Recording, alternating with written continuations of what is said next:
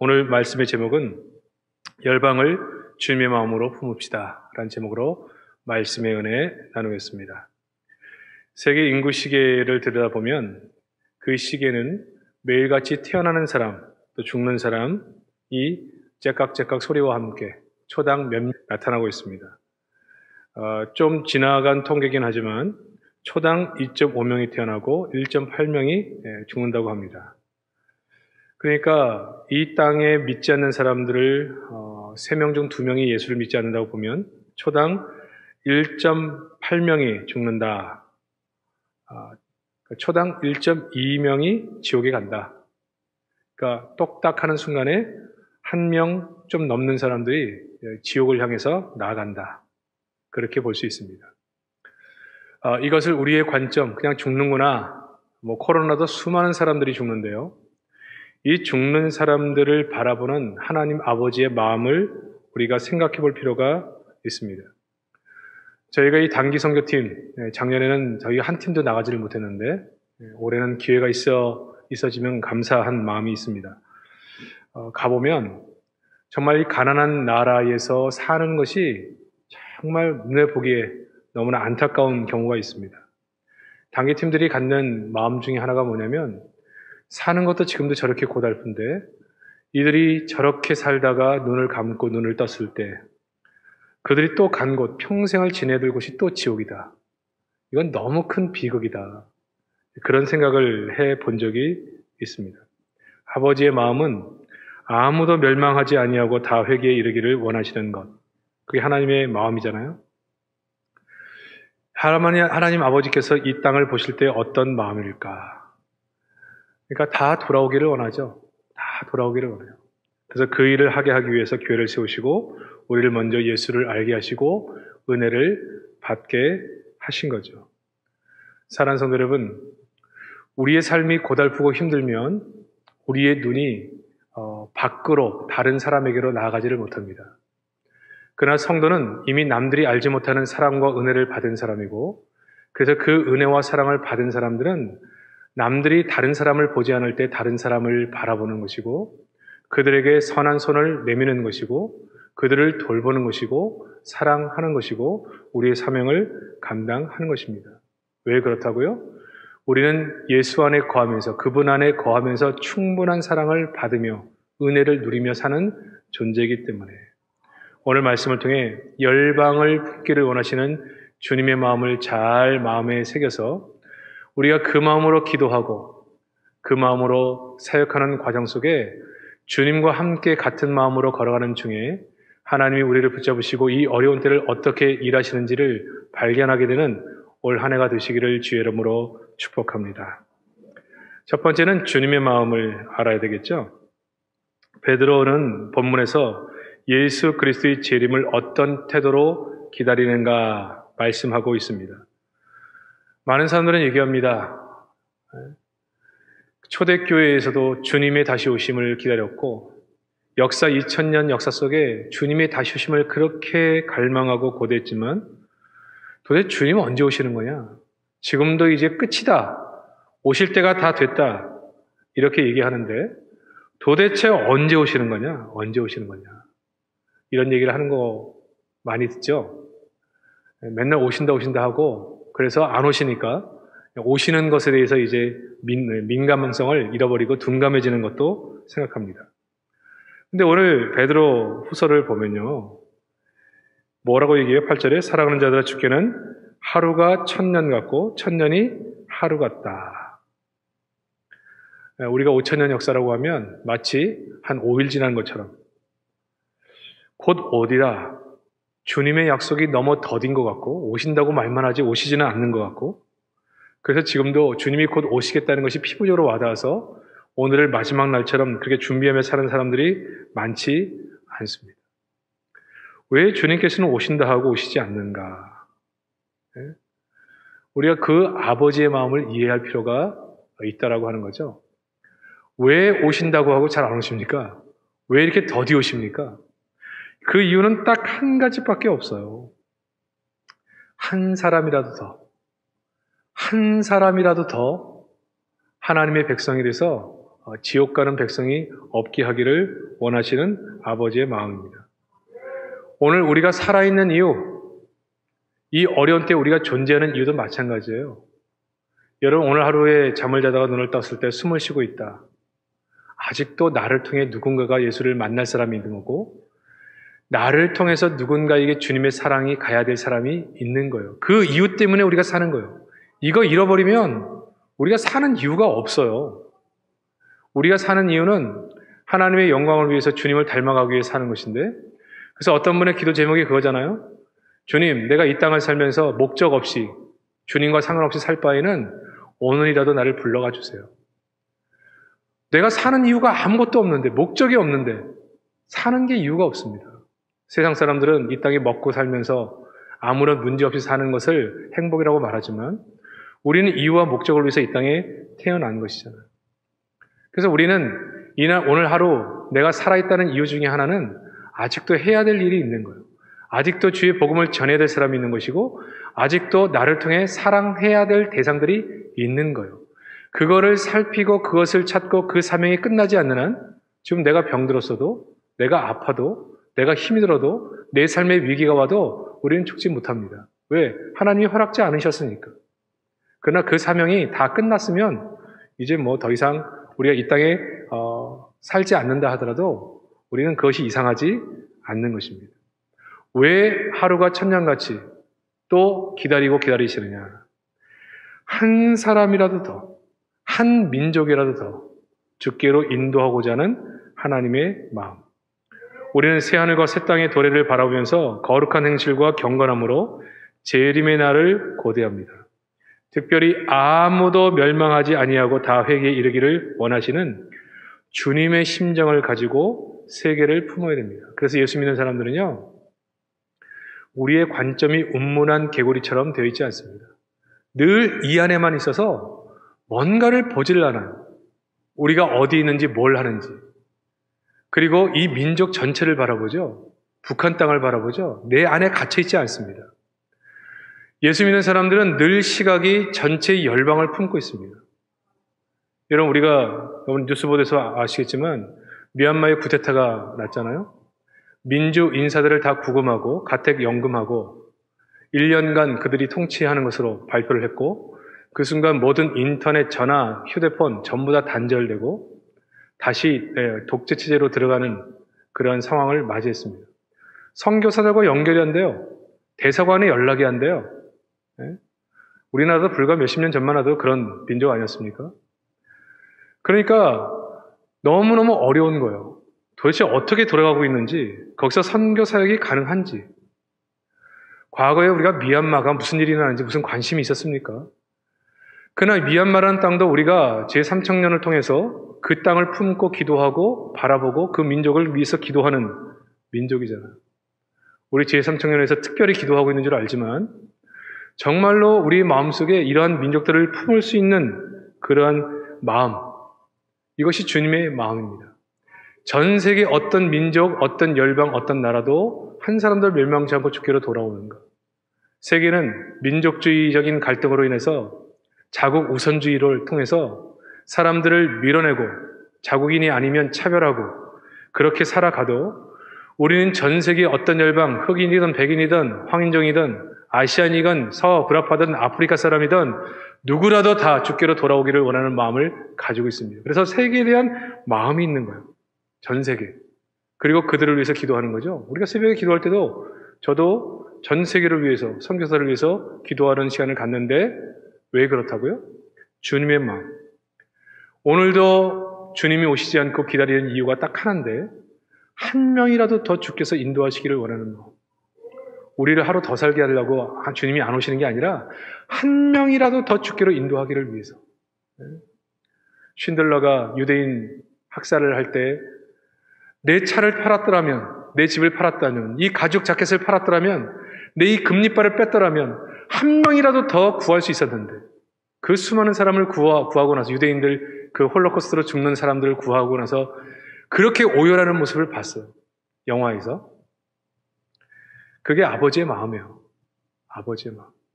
사랑하는 성도 여러분, 오직 성령이 너희에게 임하시면 너희가 권능을 받고 예루살렘과 온 유다와 사마리아 땅까지 이르러 내 증인이 되리라.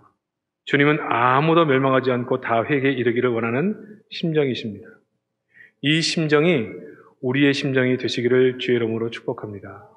사실 하나님이 이 땅을 창조하셨을 때 사도행전 17장 28절 29절에 보면 인류 전체는 하나님의 자녀라고 있습니다. 큰 그림하에서 보면 창조 차원에서는 다 하나님의 자녀죠. 하나님이 만드신 거잖아요. 예수를 믿는 우리들, 회개하고 주님을 믿는 우리들이 정말 하나님의 자녀죠. 근데 창조 차원에서 보면 전체가 다 하나님의 자녀예요. 하나님의 창조 차원에서 하나님의 자녀에게 지금도 햇빛 주고 비도 주고 먹고 살게 하십니다. 예를 들어서 우리가 자녀 둘이 있는데 한 자녀는 대학을 졸업하고 좋은 직장에 취직해서 결혼한 다음에 자녀와 함께 좋은 집에서 남부럽지 않게 살고 있는 자녀가 하나 있어요. 근데 한 자녀는 너무너무 어렵게 살아요. 거의 오두막 같은 집에서 먹을 것도 없는 데다가 고질병에 걸려서 죽을 병을 기다리고 있습니다. 잘 사는 자녀는 주님을 믿고 현세 천국 같은 삶을 살고 있고 내세 천국도 보장받고 있습니다. 가난하고 병든 자녀는 현세에서도 죽도록 못 살고 내세의 지옥 불구덩이에 영원히 고문당하는 인생이 예약되어 있습니다. 이런 지경이라면 우리 부모의 심정은 어떠할까? 예수를 믿고 잘 사는 자녀가 어서속히 예수 믿지 않고 가난과 질병에 시달리고 있는 자녀에게 달려가서 복음을 전해야 한다. 그렇게 생각하지 않을까요? 동시에 교육 선교를 통해 가난과 질병에서 벗어날 수 있는 지혜를 얻게 해야 하지 않을까? 이게 부모의 마음입니다. 1초마다 2.2명, 지금은 더 이거 사람이 많아질 수도 있지만 사망 시계로 보이는 주님의 심정. 기도해야 됩니다. 인도네시아에 죽어가는 영혼을 위해서 수많은 선교사가 있고 특별히 우리 김상규 선교사님도 선교를 준비하고 있는데 이 코로나가 모든 것을 막고 있어요. 이 코로나가 참 여러 가지 역할을 했는데 복음을 전하는 일을 막았을 뿐 아니라 민족 복음화의 일들을 막고 있죠. 제가 어제도 말씀드렸지만 이 미래자립 교회의 지원들이 점점 끊어져서 정말 소망과 희망을 가지고 사역하는 것들이 정말 소망을 잃게 되어지고 기독교 단체들의 수없는 사역들 자체가 후원이 끊어짐으로 말미암아 전체적으로 어려워지고 있습니다. 선교도 마찬가지예요. 선교사들이 나오지를 못해요. 나오면 들어가지를 못해요. 여러분 선교사들은 안식년이 4년에 한 번입니다. 이유가 뭐냐면 안 그러면 못 살아요. 왜냐하면 물도 설고 먹는 것도 다른 문화가 다른 그곳에서 버텨내기야 사는 것 자체가 힘들어요. 4년에 한 번씩 그들이 안식년을 통해서 회복하지 않으면 온몸이 병들어 있어요. 근데 이들이 움직일 수가 없어요. 그러니까 사람을 만날 수도 없어요. 뭘 이동할 수도 없어요. 그러니까 그 심정이라고 하는 것은 우리가 이 땅에서 누리는 그 마음과는 너무나 다른 겁니다. 이때 정말 그들에게 위로가 필요해요. 우리 김상규 선교사님도 정말 중국에서 추방을 당한 이후에 인도네시아 땅을 준비하고 기도하면서 얼마나 많이 기도하며 얼마나 많이 기다리고 계셨겠습니까? 그냥 문이 닫혀서 못 가요. 문이 닫혀서. 그 마음이 어떨까요? 기도를 많이 해줘야 됩니다.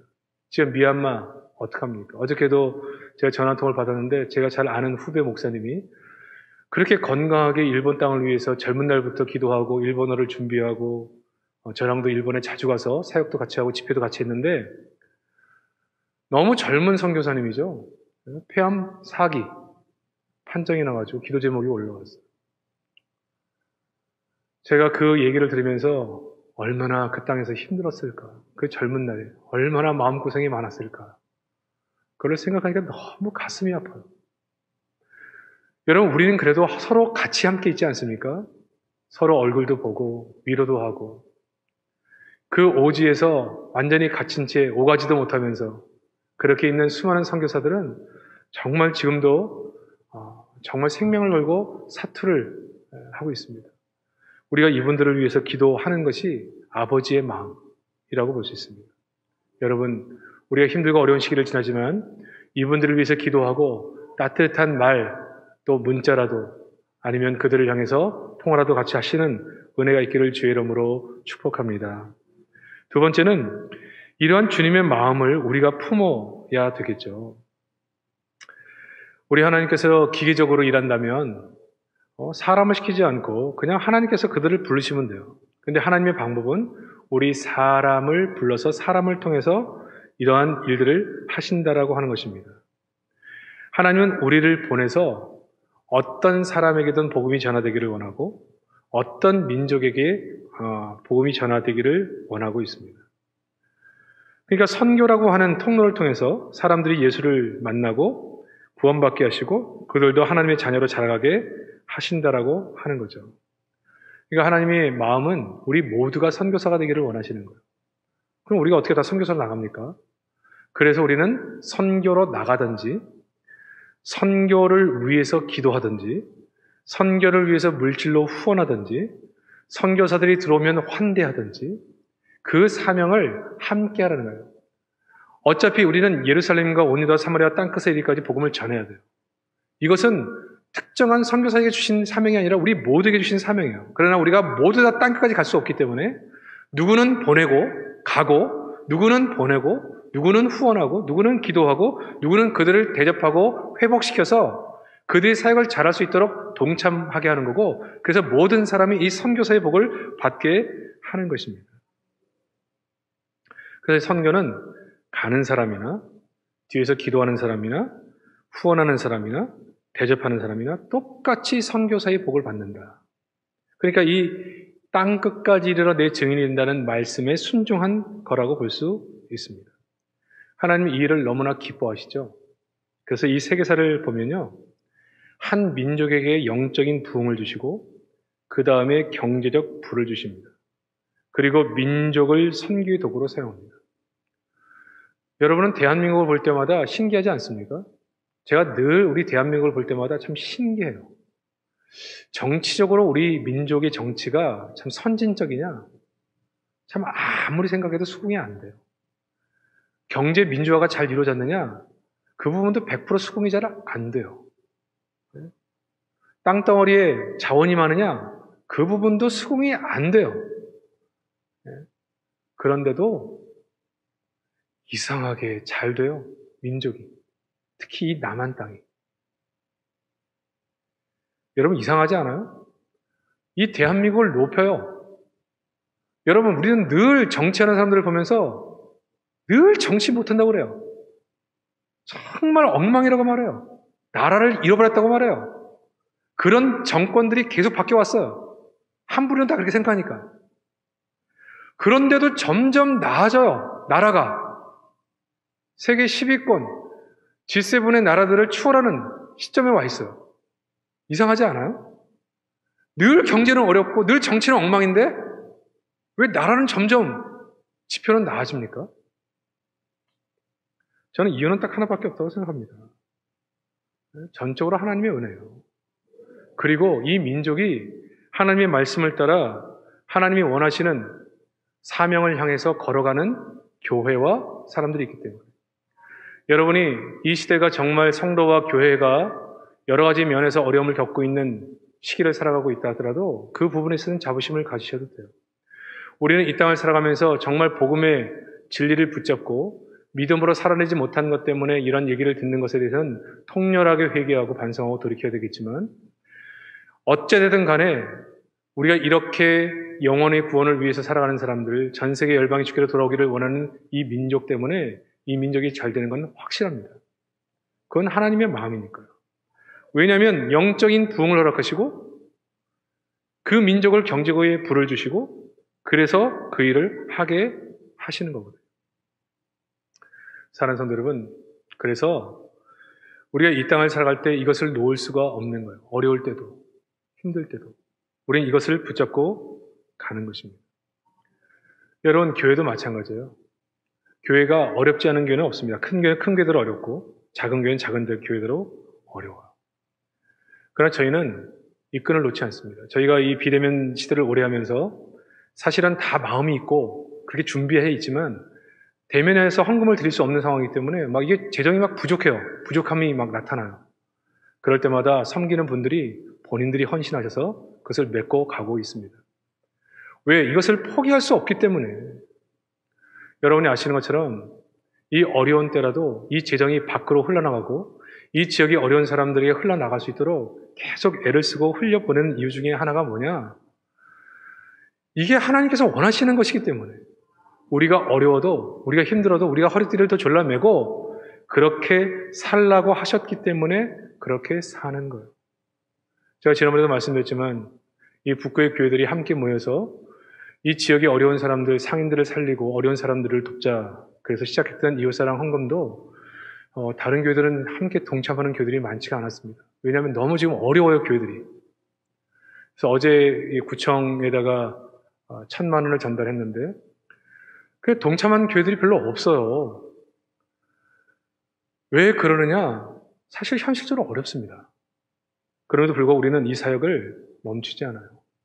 교육자의 사례를 모으던 성도들이 헌금해서 이 임대에 있는 모든 사람을 돕던 저희 교회도 있지만 저희 교회 임대에 있는 교회들 성도들을 계속 돕고 있을 뿐 아니라 교회들을 돕고 끊임없이 흘려보내는 이유가 뭐냐?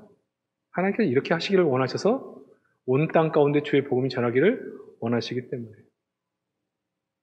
사랑하는 성도 여러분, 이렇게 사는 것에 대하여 자부심을 가지시기를 주의 이름으로 축복합니다. 여러분, 이렇게 사는 것이 목사님 또 이 어려운 때에 국내 선교나 해외 선교 이런 데에 또 열심히 또 일하라고 하시는구나 이렇게 생각하는 것이 아니라 이것이 다 우리를 위한 것이에요. 이 민족이 사는 방법이에요. 교회가 이 어려운 때를 뚫고 나가는 방법이에요. 그래서 우리는 세 번째, 지금 결단해야 됩니다. 젊은 선교사 부부가 아프리카 선교지를 떠나면서 파송교회에서 파송 예배를 드렸습니다. 그때만 해도 아프리카는 백인들의 무덤이라고 얘기했습니다. 파송 선교사가 이런 당부를 했습니다. 떠나기 전에 저희 아내와 저는 선교사로 갈 때 이상한 두려움이 있습니다.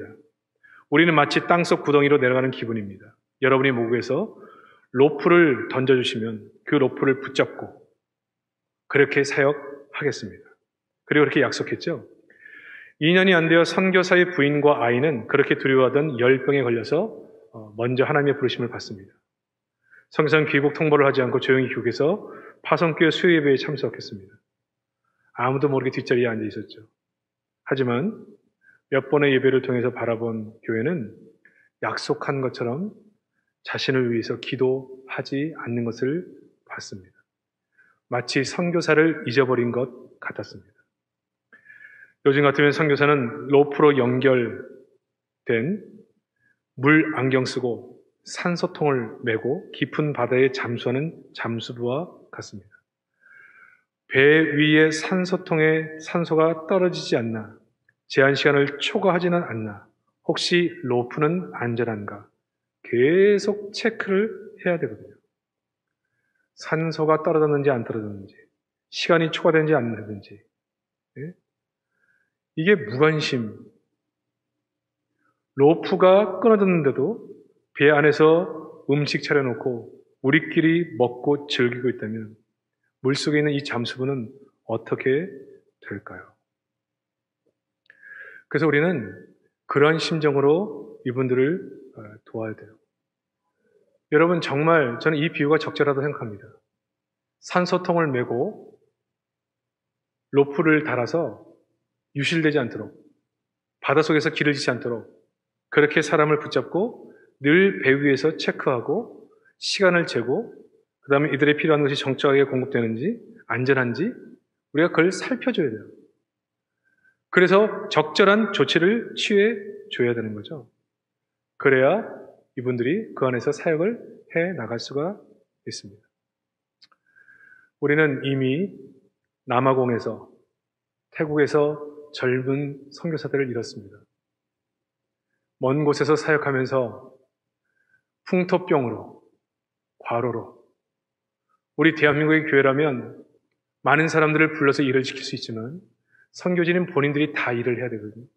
학교 사역을 하면서 혼자 무거운 짐을 들고 일하면서 허리를 다 다치고 과로로 운전하는 중에 바로 소천. 젊은 나이.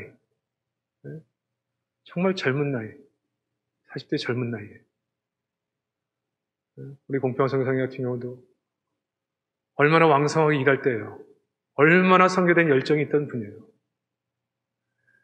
그 열병 보냈습니다. 지금도 수많은 선교지에서는 그들이 병들고 아파하고 그 국내의 그 정치와 여러 가지 상황 때문에 어려워하는 상황을 살아가고 있습니다. 우리가 아무리 여기서 어렵다 해도 그들의 어려움을 우리는 비교할 수가 없습니다. 사랑하는 성도 여러분, 이 어려운 때를 지나지만 우리보다 더 어려운 환경에서 생각하고 있는 우리 선교지와 선교사들을 꼭 기억하셔서 기도해 주시기를 바랍니다. 특별히 지금 사랑방과 마을이 잘 모이지 못하고 있지만 우리 지금도 이런 기도를 우리가 대면할 때는 열심히 마을에서 기도도 많이 해주셨는데 기도를 다시 회복하고 마을끼리 기도 제목을 나누셔서 기도해 주시고 또 그분들과 소통도 해주시고 필요할 때마다 후원해 주시고 그리고 그분들이 땅에 들어오셨을 때 요즘은 선교사들이 국내 땅에 들어와서 잘 교회를 못 와요. 저희 교회처럼 환대해주는 교회들이 많지 않기 때문에 눈치 보고 파송교회라도 들어와서 연락도 안 한대요. 네? 별로 좋아하지 않으니까. 저희 교회는 환대해주고 있습니다. 대접해주죠. 열심히 섬겨주셔서 이 땅에 오셔서 회복하고 돌아갈 수 있도록. 그래서 여러분, 이 어려운 때에 우리가 하나님의 은혜로 정말 하나님과 동행하는 기쁨과 은혜를 누릴 뿐 아니라 이 민족을 주께로 돌아오는 일에 그 전 세계를 섬기는 일에 주님의 마음으로 그 길을 걸어가서 하나님이 이 어려운 때에 우리를 붙잡고 어떻게 하신지를 함께 바라보는 복 있는 성도들이 다 되시기를 주의 이름으로 축복합니다.